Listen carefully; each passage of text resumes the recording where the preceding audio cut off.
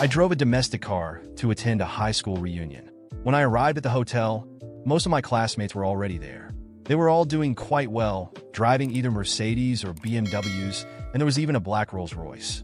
As soon as I got out of the car, a female classmate, whose name I couldn't remember, looked at me with total disdain. "Oh, isn't this our class's study committee member? How did you end up like this after graduation, still driving a domestic car?"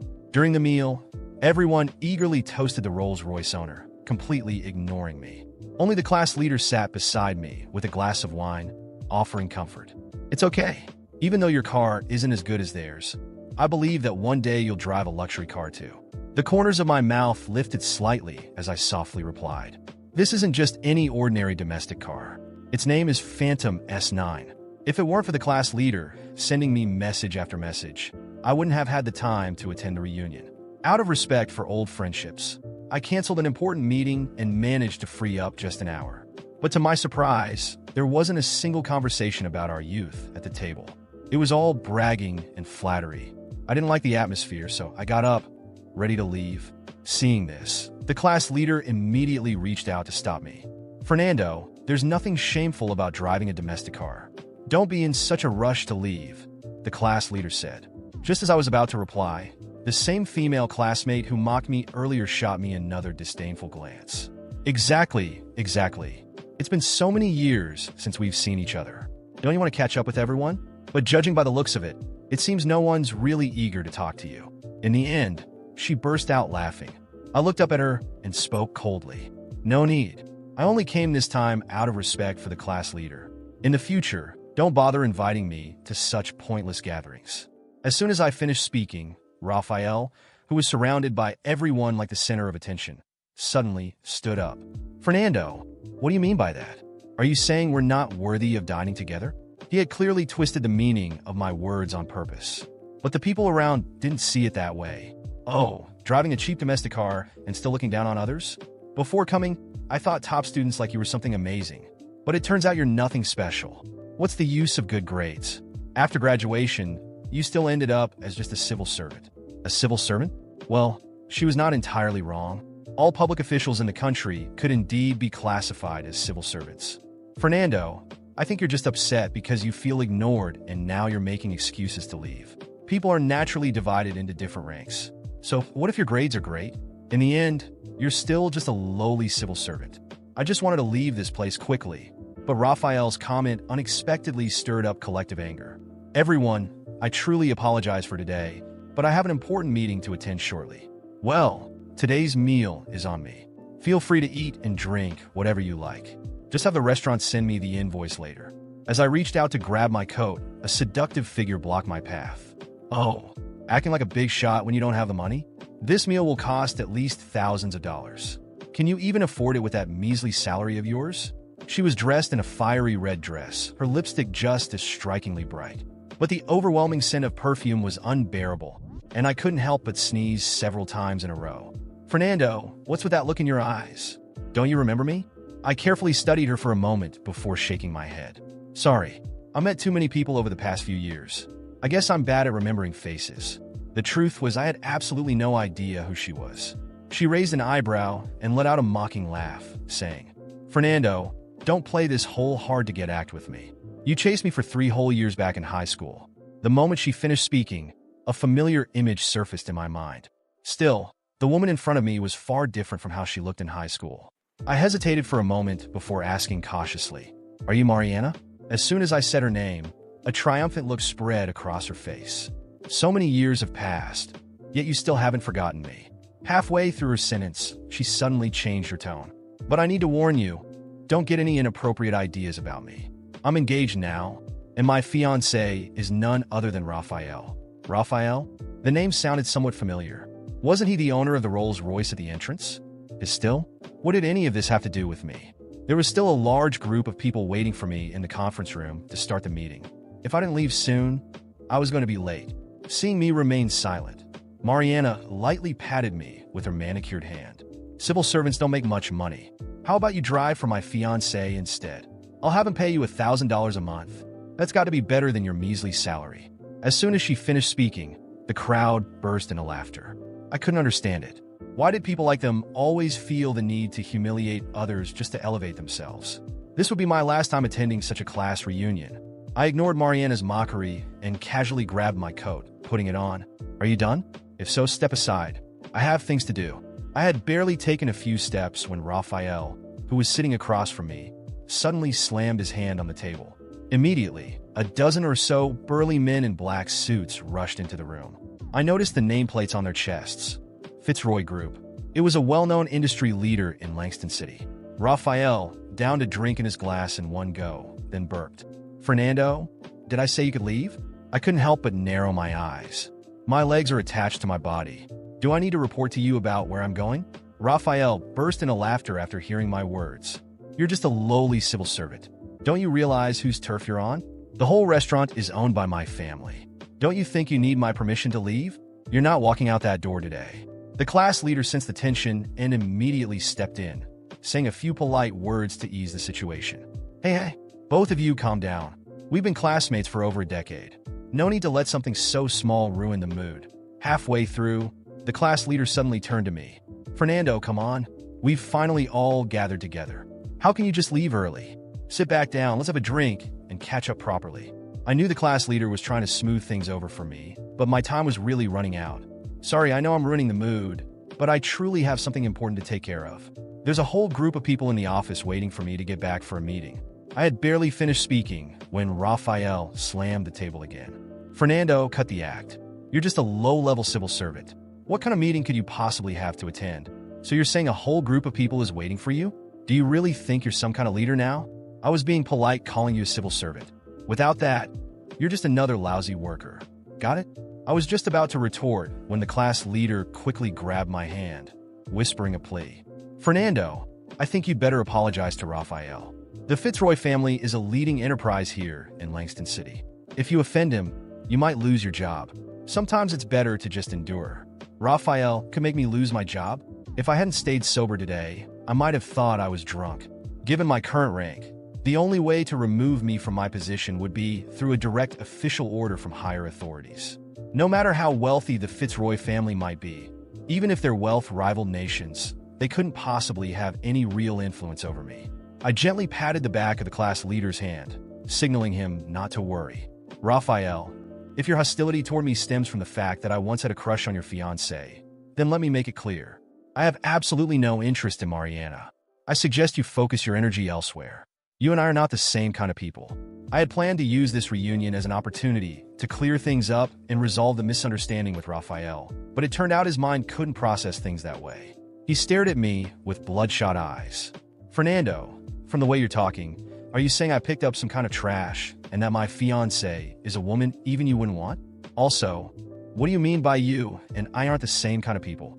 Langston is full of businesses owned by my family. Who do you think you are? As soon as Raphael finished speaking, Mariana immediately stepped forward to back him up. Fernando, what do you mean by that? Do you think I'm no longer good enough for you? Now, you're not leaving here today unless you explain yourself clearly. Although that was indeed what I thought, I bit back the words to save them some dignity. I don't have time to chat with you too. Tell your people to open the door. Despite Raphael's repeated provocations, I didn't get angry. Instead, I chose to back down again and again. After all, this was a class reunion. I didn't want to ruin the mood. But just as I was about to leave, Raphael's bodyguard seized me firmly, blocking my way. Raphael strutted over, exuding arrogance, and slapped my face with force. You really think you're somebody now, huh? Do you even know whose name this hotel carries? Back in school, weren't you the one always tattling on people? Go ahead, make a call. I'd like to see if anyone's still willing to help you now that we're no longer in school. Clenching my teeth, I locked eyes with him. Raphael, this is your last warning. Back in school, you were lazy and useless, always fighting or skipping class. I told the teachers for your own good. Now that you're an adult, remember to think about the consequences before you act. Raphael's eyes scanned the room, surveying our classmates. You all heard that, right?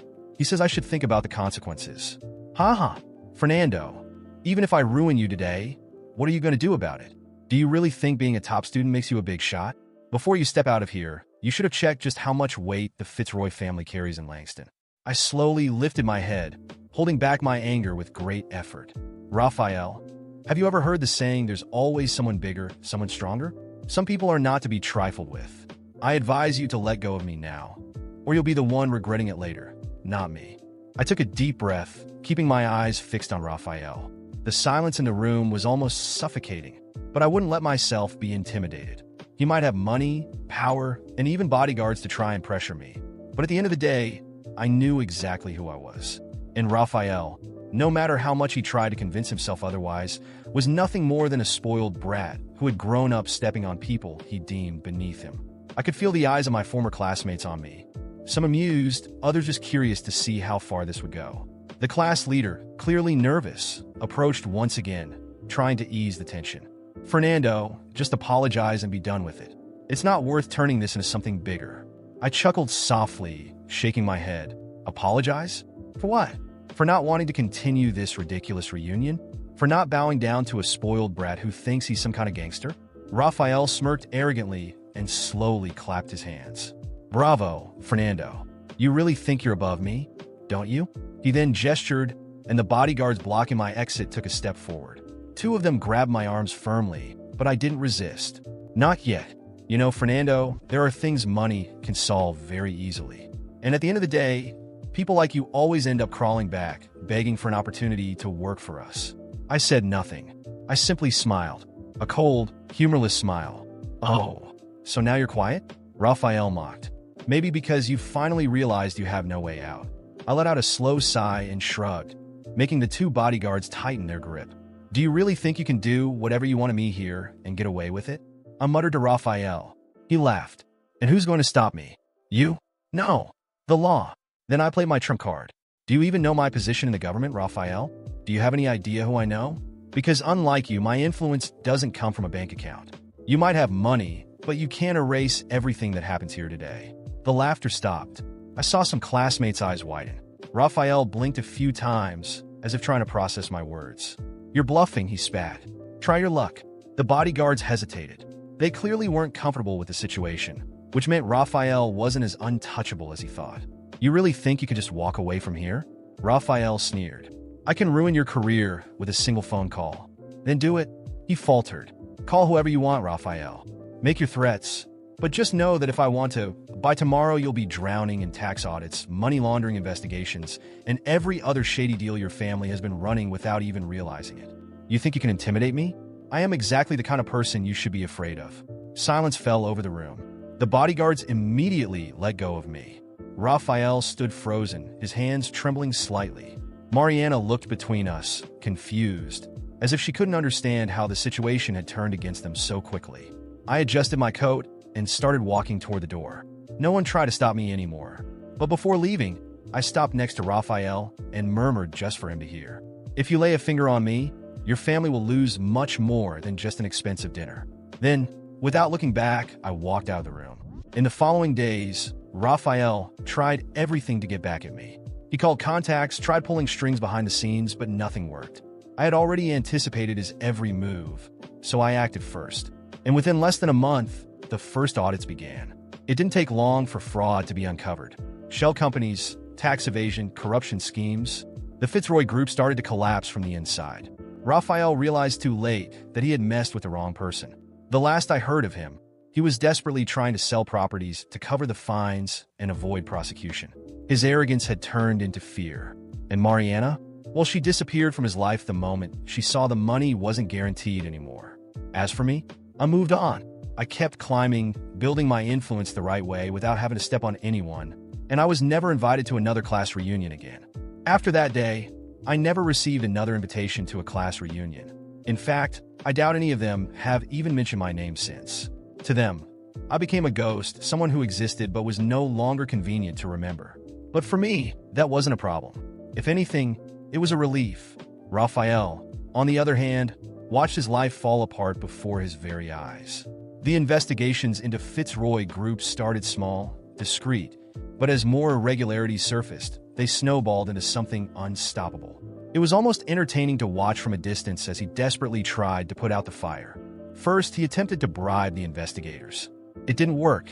Then, he tried to leverage his political contacts, only to realize that no one wanted to be associated with a sinking ship. In the end, he was forced to sell off several of his family's businesses just to cover the financial damages and pay the ever-growing fines. The arrogance he flaunted that night at the restaurant gradually faded, replaced by sheer desperation. But the final blow came when his own father, realizing that Raphael was incapable of saving the family empire, disowned him. With no money, no power, and no one left to defend him, Raphael was reduced to an ordinary man. No status, no influence, not even a decent job. The last I heard of him, he was struggling to run a small restaurant, failing miserably. Some people are born for greatness, but Raphael? He was just a spoiled kid who never learned how the real world worked. And Mariana? Well, it was no surprise to anyone that she vanished the moment Raphael's wealth was no longer guaranteed. She tried to attach herself to other businessmen, hoping to maintain the lifestyle she was used to, but soon realized she wasn't as special as she believed. People like her only have value as long as they're an extension of someone powerful.